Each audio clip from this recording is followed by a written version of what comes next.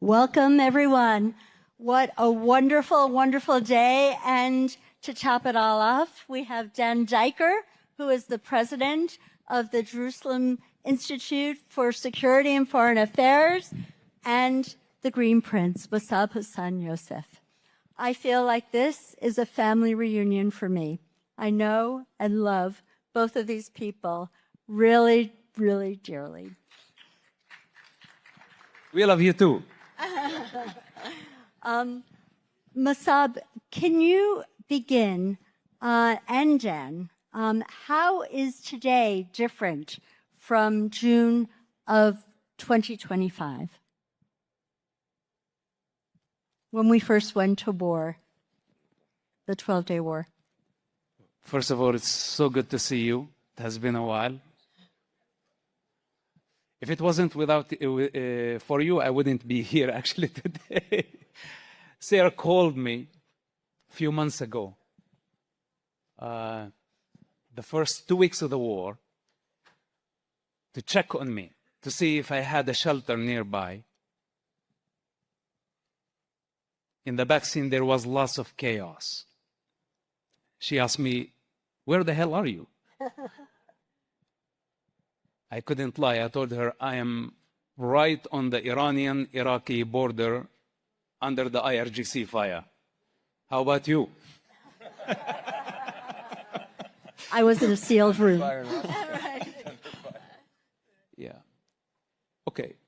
Regarding the question, the campaign, the 12-day war, and this campaign are completely different.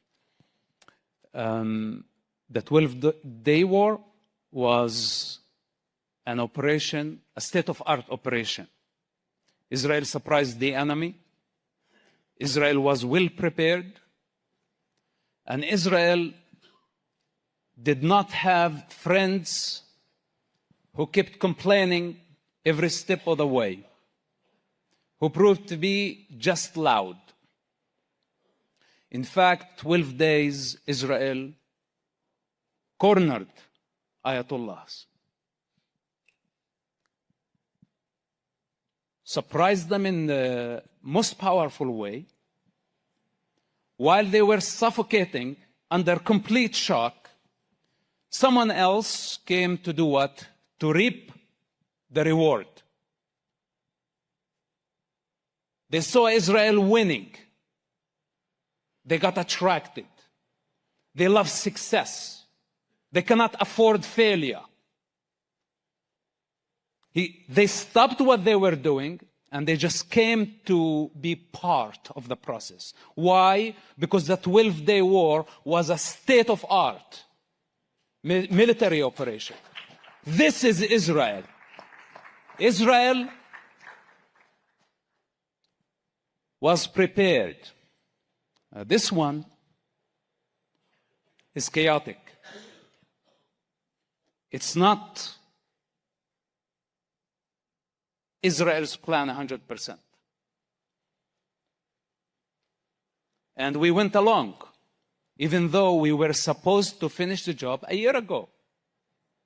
The 12th day should have continued all the way to the end.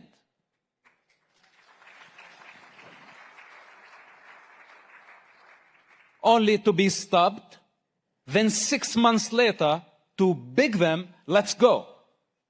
Now you made up your mind?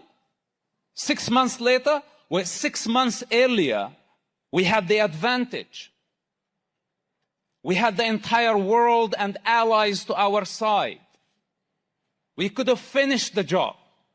You stopped there and you said, you don't know what the hell you are doing. Total arrogance.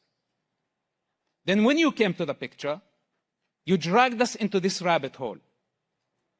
And now you're throwing us under the bus. This is the simple truth. And I don't mean to insult anybody. This is the reality, the way I see it. And as many of you know, I don't represent any organization. And I hope that I'm not creating any chaos. I've been saying this from day one. I did not want Trump's involvement in this war. Because he has been a disadvantage. And as I said, I only represent myself. I only represent myself. He does not understand war. And he wants Israel to work according to his schedule. And he wants Mossad to be ready any moment. When we had the upper hand, he killed the opportunity. And we were not ready, he rushed. Help is on the way. This is not how it works. This is the recipe for a disaster. And I saw that coming before they went to the war. But anyway, who does go to war on a schedule? When you go to war, especially against such powerful enemy, you don't say, I want to finish it in 5 weeks. Nobody go to the war on a schedule. And when you go to war, you better be ready, not only for winning. Defeat is possible. Death is possible. You don't go to war only thinking about winning and victory. That's not the quality of people who really and actually want to accomplish tasks. Right. Dan, I'd like to find out from you why you feel, especially during this time of war, defensible borders are necessary for the state of Israel. I'll answer that in 10 seconds, but Okay. I want to just repeat something that Ambassador Ardan said. What Mossab has just said now has been a thesis of the way a Middle Eastern expert, indigenous to the region, understanding political culture, understands the way it works in the Middle East. Ambassador Ardan said narrative warfare is a national security issue for us. And what we learned at the JCFA from Mossab, from working with him for a long time and listening, is that we have to start thinking like we are an indigenous member, the most indigenous member of what is today the Arab Muslim majority Middle East. We are the ultimate indigenous member. And just as Ambassador Dunn said, it is a national security imperative for us to take what's called, what the Russians called Russian political warfare, hybrid warfare. And what you just heard from Mossab now is the way we need to think as Middle Easterners about how to solve and win wars in the Middle East. Now, as part of that, the last 10 seconds is defensible borders, as many people know in this room, has been an Israeli security doctrine since the lightning victory in 1967. It applied to what they called Gav Hahar, the Judean Samarian Hill Ridge, giving us topographical advantage and strategic depth on our eastern side. We now are expanding that to the north opposite Lebanon. Clearly, Lebanon is critical never to leave for the foreseeable future the Litani and even up to the Awali River and south, because that is going to give us the buffer zones, the demilitarization areas that we need in order that we do not ever experience another October 7th, and it also applies to Gaza. I'd like to hear from each of you what you think the most pessimistic scenario coming out of this is and the most optimistic scenario.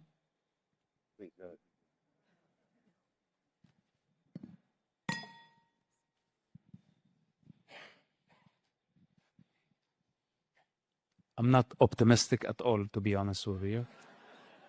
So I don't have an optimistic scenario.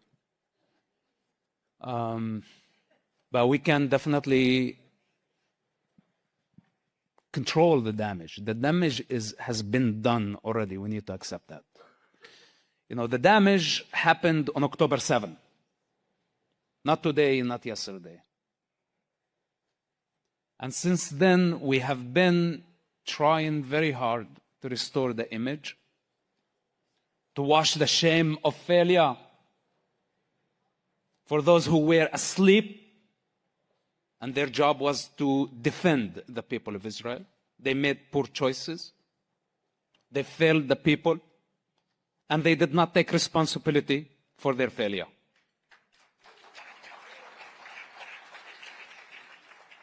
And since then, we have been fighting very hard on multiple fronts, trying to get out of that situation. This is a lose-lose situation. If I tell you that we're going to emerge out of this in the immediate future as victorious, I'll be lying to you. The situation is very hard, and more people are turning against truth, not only against Israel. They're siding with the hype, they're siding with the trendy narrative, the victim narrative. And Israel, to them, whether if they are public or policymakers, decision makers, Israel has become a liability rather than an asset. Even though in reality, Israel is their greatest asset. They wouldn't be here. They wouldn't be in this position without Israel. And now they want to appease the beast and please the public opinion. So congratulations, you are going to win the next elections. But you just sabotaged the cornerstone, the main pillar of the entire structure, when you turned against Israel, especially when it's bleeding. I don't think that the Arabs, the Muslims, the anti-Semites, the anti-Israel has the capacity to annihilate the state of Israel. I think this is impossibility. And Israel, as a nation that has survived endless attempts to annihilate it for almost 5,000 years, knows better than any other nation that is still alive today how to survive. This is number one. Number two, in Israel, everybody knows how to fight. Everybody. There is no other nation out there that has the same skill, same intelligence, and same understanding of what the enemy exactly wants. And let me say this clearly. Israel's existence is not negotiable. And it does not depend on superpowers or the public opinion. And if they keep pushing Israel to the corner, they are the ones who are going to suffer the most. Israel hasn't used everything that it has. And Israel, on a purpose, did not expose the advanced weapons that it has for a very important reason. We don't want the enemy to know what we are having. And now, at this point, we're just playing around. So, this is the clear message to those who think that they can annihilate Israel.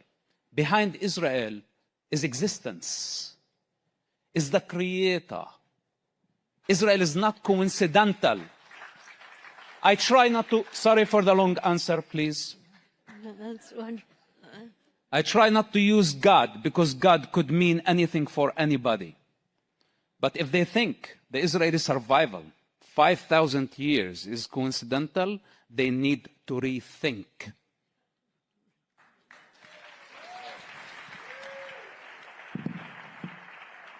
Jen, if you could just add to very that. quickly. Very I feel like I'm back in yeshiva with a Rosh Yeshiva.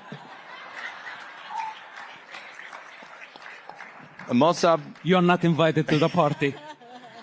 Mossab said he's pessimistic, but I kind of feel better about myself after listening.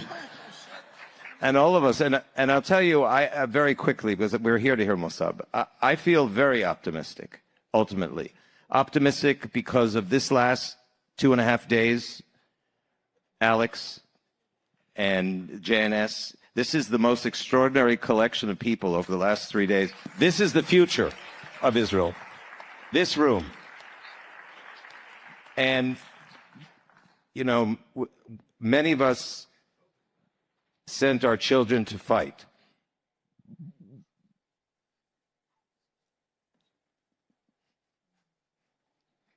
And that makes us optimistic.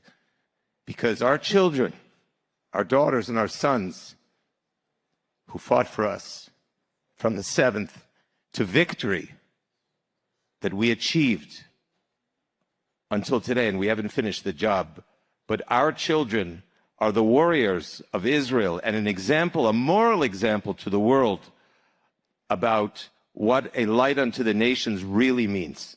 And that makes me very, very optimistic.